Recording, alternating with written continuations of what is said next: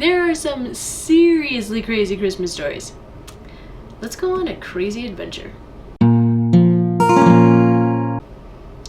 Hello and welcome to Capricious Conversations. Thank you for joining me today. Remember, there's a contest on, so if you can figure out now, start making a list of the one decoration that has been added to the set every show until the end of Hanukkah, okay? That's until New Year's Eve. If you need to keep track of them so that you can comment them all on the final episode, and then you will be entered to win a piece of amazing Christmas merchandise. It's gonna be awesome. Christmas is generally a time of love and cheer and just awesome things. Christmas is wonderful. It's such a great time. Everybody's happy. It's beautiful. Well, not everybody's happy, as I'm going to tell you in a minute. Some people have some seriously crazy Christmases. Like, seriously crazy. Sometimes good, sometimes not so good. There have been big books written about crazy Christmas stories. Some of them seriously depressing. So, I mean, read at your own risk. Some Christmas stories originate from taken one too many, if you know what I'm talking about. In England and Ireland, it's kind of a thing for the young people, especially young men, to go out and just absolutely get hammered on Christmas Eve. Which, I don't know, to me it sounds like kind of a bad idea. Number one, because that's just, getting hammered is not a great idea anyway. Number two, because you're going to have to spend all day with probably a very loud group of people, and you know, if you have a hangover, can't imagine that going so well. So maybe young dudes, out of self-preservation and self-interest, maybe don't go do that on Christmas Eve. Just throwing that out there. You can have a good time without getting wasted. But anyways, here are some crazy Christmas stories for you. This one is so sad, actually. A grandpa was getting up in years, you know, and he was having a little bit of a hard time shopping for everybody and remembering who liked what, and kids were getting older and all this stuff, and it was just difficult. So he decides, you know what? Everybody knows what they like, so I'm just gonna send them checks. They can all go shopping and then they'll be totally happy with their gift. Awesome, great plan. So he sends everybody cards that say, buy your own gift, and he sends them out into the mail, and he's you know, really excited about it, and he's thinking everybody's gonna be pretty excited. Well, he doesn't get hardly any cards back, and he's like, I wonder why that is. And he's kind of down about it, you know, it's a rough Christmas for him. And he goes into his study and he's gonna write some family members' notes and be like, yo, what's up? I sent you gift money. You didn't even send me a thank you note.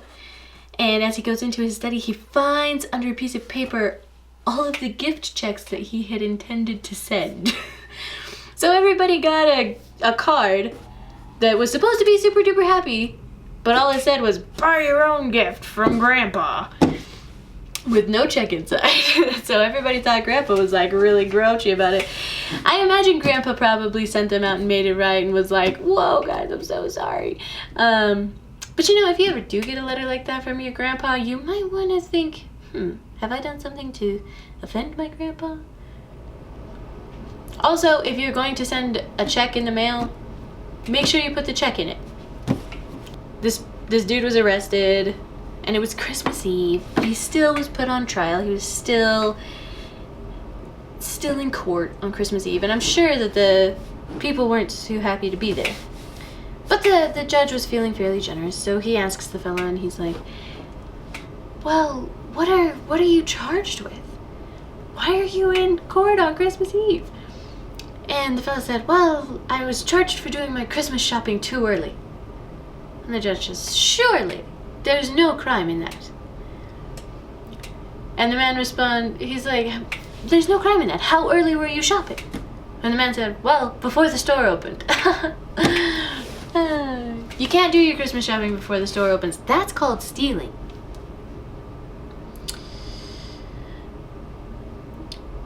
Another one, this sounds like a fairly familiar tale. If you've ever seen the movie Christmas Story, I have that image in my mind thinking about this. This family had gone through a loss. You know, their mom had passed away. The kids were grown, But their mom had passed away, and their mom was the one who did all the Christmas cooking. And so they were like, oh man, we don't know how mom did it because she did all the cooking. Pro tip, kids, help your parents cook now. Learn how to cook. It's a great life skill. Trust me, you won't be sorry that you did.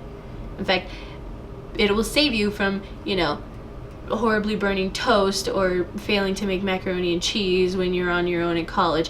You will actually have good food to eat. But so anyway, this family did not do that. They had not made Christmas dinner. Mom was the one who cooked. Mom was gone, so they're cooking, and everything's going pretty well. They're feeling really good about themselves. And they're like, yes, we are getting this cooking thing down. Well, they run out of room in the kitchen, because everybody does at Christmas time.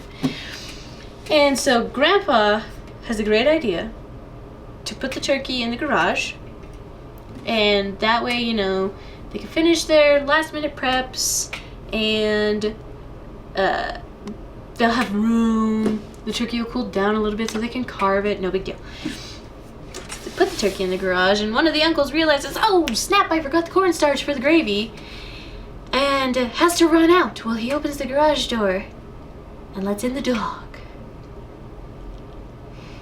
I know you know how this story ends, but I'm going to tell you anyway. The dog stole the turkey and tried to run off with it.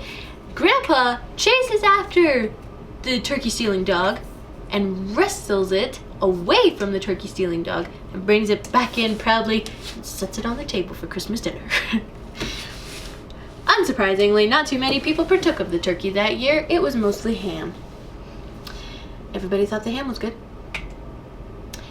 And finally, your last crazy Christmas story. This one is, it's Christmas related, but it's kind of a lead up to Christmas. So, I've grown up in Colorado, born and raised, but for a period of time, my dad had a job in Florida, and so we moved down to Florida. We lived there for about 3 years during my mid-teenage years. And my sister got a job at a daycare. I used to work there occasionally, but my sister got a job at a daycare. And so she didn't have her driver's license at the time, so my dad would go and pick her up. And usually he would just wait at the front. But this one day he came in because she was running a little late. And so he's walking around the daycare, and this little girl pokes her head out of her room and gasps. Pops her head back in. And then pretty soon there's like 4 little heads that pop out of the room, all gasping, all shocked, in total disbelief. And we're all kind of perplexed. We're like, what is going on with these children? So one brave soul finally ventures up. You've seen my dad on this show. One brave soul finally ventures up and asks, are you Santa Claus?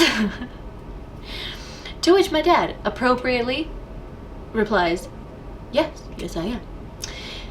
The child is a little bit confused, and he says, well, what are you doing in Florida? And my dad was like, well, this is where Santa spends the time when he's not at the North Pole. And the little kid is satisfied. He's like, yes, that is right. And my dad, brilliantly, decides to take this a little further. And he goes, have you ever been to the zoo? The child says, oh, yes, I've been to the zoo. My dad says, have you ever seen the reindeer at the zoo? And the child goes, my dad's like, that's right. That's where Santa keeps his reindeer when they're not at the North Pole, because everybody needs a little tropical vacation. So, obviously these kids at this point they're probably 12 or 13.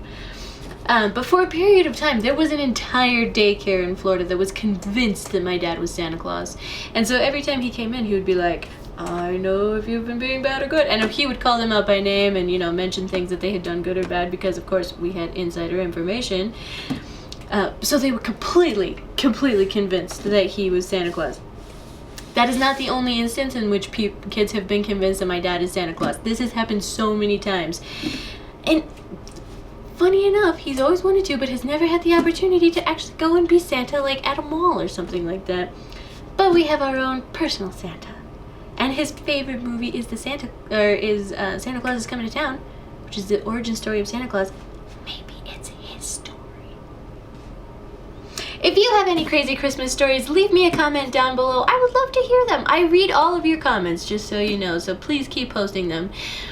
Thank you for liking, commenting, and subscribing, and thank you for sharing this video with all your friends. Remember to keep track of the additions to the set.